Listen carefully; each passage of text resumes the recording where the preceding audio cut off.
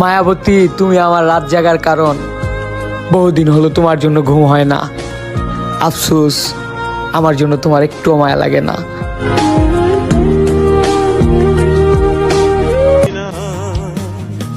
ভুলেও থাকতে পারি না, কাছেও আর পাবো না, কি অসীম এক যন্ত্রণা।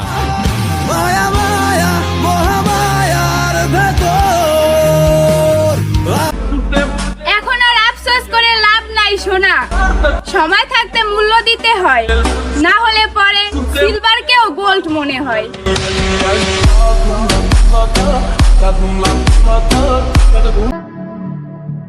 জীবনে আর কাউকে হারানোর ভয় নাই, যাকে হারানোর কথা ছিল সে আর আমার হয় নাই।